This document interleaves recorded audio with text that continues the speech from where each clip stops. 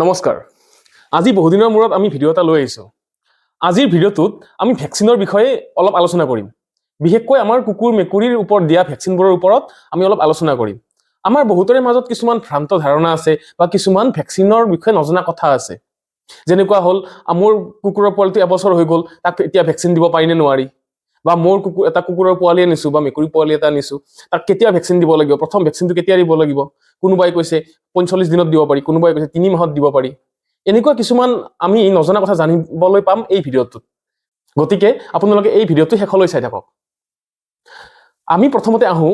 কুকুৰৰ পোৱালি এটাক কি ভ্যাকচিন দিব পাৰি কুকুৰৰ পোৱালি এটাক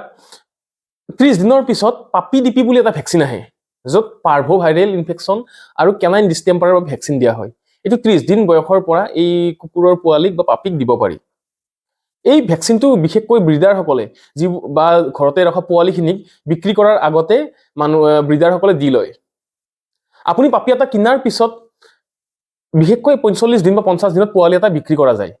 তাৰ পিছত আপুনি কি কৰিব আপুনি কি ভ্যাকচিন দিব আমি কুকুৰৰ পোৱালি এটাক 45 দিনৰ পৰা পাৰ্ভো কেনাইন ডিষ্টেম্পাৰ পেৰা ইনফ্লুৱেঞ্জা লেপ্টোস্পাইৰা তেনেকুৱাকৈ টোটেল 24 বেমাৰৰ কাৰণে প্ৰথমে ভ্যাকচিন দিয়া হয় আৰু এই ভ্যাকচিনটোক DHPPI-L বুলি কয় যত ডি মানে হল কেনাইন ডিষ্টেম্পাৰ এইচ মানে হল হেপাটাইটিছ পিতে পাৰ্ভো আৰু পিআইটি পেৰা ইনফ্লুৱেঞ্জা আৰু এলতে লেপ্টোস্পাইৰা এই ভ্যাকচিনটো আমি 45 দিন বয়স হোৱাতে আমি এই ভ্যাকচিনটো দিব পাৰি আৰু এই 45 দিন ভ্যাকচিন হোৱাৰ পিছত এই ভ্যাকচিনটো এমাহ পিছত বুষ্টাৰ ডোজ দিয়া যায় আৰু বছৰে বছৰে এই ভ্যাকচিনটো এনুৱেল বুষ্টাৰ বা বছৰিকীয়া বুষ্টাৰ ডোজটো দি থাকিব লাগে তাৰ পিছত ৰেবিজৰ যিটো ভ্যাকচিন আহে সেই ভ্যাকচিনটো আমি 2.5 পৰা 3 মাহ বয়সত প্ৰথম ডোজটো দিব লাগে তাৰ আগতে এই ভ্যাকচিনটো দিয়া নহয় কাৰণ মাকৰ পৰা অহা কিছুমান এন্টিবডি থাকে যিসকলে কুকুৰটোক ৰেবিজৰ পৰা ৰক্ষা কৰে আৰু যদি আপুনি 2.5 বা 3 মাহৰ আগতে ধৰি লওক 45 দিনৰ ৰেবিজৰ ভ্যাকচিনটো দি দিয়ে তেতিয়া হলে মাকৰ এন্টিবডিয়ে সেই ভ্যাকচিনটো ধ্বংস কৰি ফেলাই যাৰ ফলত এই ভ্যাকচিনটো দিয়াই নিদিয়াই সমান হৈ যায় বা এই ভ্যাকচিনটোৰ একো কাম বেছি কাম নাহে ৰেবিজ ভ্যাকচিনটো আপুনি 2.5 পৰা 3 মাহত দিলে তাৰ পিছত সেই ভ্যাকচিনটো আপুনি এমাহ পিছত বুষ্টাৰ ডোজ দিব লাগে আৰু বছৰে বছৰে বছৰিকীয়া বুষ্টাৰ বা এনুৱেল বুষ্টাৰটো দি থাকিব লাগে এতিয়া কথাটো হল এই ভ্যাকচিনবোৰ যদি আপুনি 45 দিন বা 2.5 মাহত নিদিয়ে তেতিয়াহলে 5 মাহ হোৱা পাপিটোক দিব পাৰে নে নোৱাৰে বা এবছৰ হোৱা পাপিটোক কুকুৰটোক দিব পাৰে নে নোৱাৰে হয় আপুনি 5 মাহ হলেও দিব পাৰিব এবছৰতো দিব পাৰিব 2 বছৰতো দিব পাৰিব কিন্তু কি কৰিব লাগে প্ৰথমবাৰ যেতিয়া দিব তেতিয়া প্ৰথম ভ্যাকচিনটো দিয়াৰ এমাহ পিছত বুষ্টাৰ ডোজটো দি ল'ব লাগিব তাৰ পিছত আপুনি বছৰে বছৰে এনুৱেল বুষ্টাৰ কৰি যাব পাৰিব আমি যেটো 45 দিনত দিয়া বুলি কওঁ সেইটো হল তাৰ মিনিমাম এজ মানে কম এজ তাতকৈ তলত দিব নালাগে যে 45 দিন বয়স হলে আমি পাৰ্ভৰ ভ্যাকচিনটো দিব পাৰো বা কেনাইন ডিষ্টেম্পাৰৰ ভ্যাকচিনটো দিব পাৰো তাৰ উপৰিও এইখিনি ভ্যাকচিনৰ উপৰিও কেনাইন কৰোনা তাৰপিছত কেনেল কাফ এইবিলাক বেমাৰৰ কাৰণেও ভ্যাকচিন আহে আৰু এইবিলাক ভ্যাকচিনো আপুনি 45 দিনৰ পিছতে দিব পাৰি সকলো ভ্যাকচিনৰে এটাই আপোনালোকে কি হয় প্ৰথম ভ্যাকচিনটো দিয়াৰ এমাহ পিছত বুষ্টাৰ ডোজ দিব লাগে আৰু তাক বছৰে বছৰে এনুৱেল বুষ্টাৰ দিব লাগে এইখিনি হল ভ্যাকচিন কেতিয়া দিব বা কি সময়ত দিব কি বয়সত দিব তাৰ ওপৰত আমি কথাখিনি আলোচনা কৰিলো এতিয়া এটা গুৰুত্বপূৰ্ণ কথা আমি কিছুমানে কি কৰো যে ভ্যাকচিনটো আমাৰ ঘৰৰ পৰা হস্পিটালখন দূৰত হৈ যায় আমি তাৰ ফলত আমি কি কৰো ভ্যাকচিনটো কাৰোবাক কওঁ যে ভ্যাকচিনটো লৈ আহিবা আমি ওচৰৰ কোনোবা এজন মানুহৰ দ্বাৰা ভ্যাকচিনটো পুশ কৰি দিওঁ তেনেকৈ নিও আপুনি দিব পাৰে কিন্তু তাত এটা বস্তু লক্ষ্য কৰিব যে আপুনি যেতিয়া এখন ক্লিনিকৰ পৰা ভ্যাকচিনটো লৈ যাব আপোনাৰ ঘৰ পোৱালৈ যাতে ভ্যাকচিন গৰম হৈ নাযায় ভ্যাকচিন সদায় 2 পৰা 8 ডিগ্ৰী সেন্টিগ্ৰেড উষ্ণতাত ৰাখিব লাগে যদি এই উষ্ণতাটোতকৈ ভ্যাকচিনটো বেছি উষ্ণতাত গুচি যায় তেতিয়া হলে সেই ভ্যাকচিনটো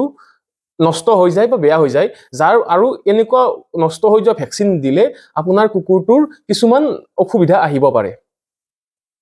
গতিকে পৰাপক্ষত আপোনালোকে ভ্যাকচিনটো এখন ক্লিনিকলৈ নি দিব বা এখন আপোনাৰ যিখন ভেটেনাৰী হস্পিটাল তাত নি ভ্যাকচিনটো দিয়াব কাৰণ কি হয় আমি বহুতে ভ্যাকচিনটো বেলেগৰ পৰা লৈ যাও যদিও আমি এই 2 পৰা 8 ডিগ্ৰী উষ্ণতাত আমি নাৰাখো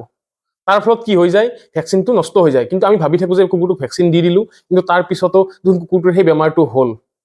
এই বস্তুটো কোৱা হয় ভ্যাকচিন ফেইলৰ বুলি আৰু ভ্যাকচিন ফেইলৰৰ মূল কাৰণটো হল যে তাক সঠিক উষ্ণতাত নৰখাৰ কাৰণে আপোনালোকে য'ত ভ্যাকচিনটো দিয়ে তাত আপোনালোকে নিজৰ আপোনাৰ পাপিটোৰ সেফটিৰ কাৰণে আপুনি সুধি চাব পাৰে যে আপোনালোকে ভেকচিনটো ফ্ৰিজত ৰাখে নে নাৰাখে। কাৰণ কি হয় বহু ক্ষেত্ৰত এনেকুৱা দেখা যায় কিছুমান য'ত টেকনিকেল পাৰ্চন নাথাকে, য'ত ডক্তৰ নাথাকে, তেনেকুৱা কিছুমান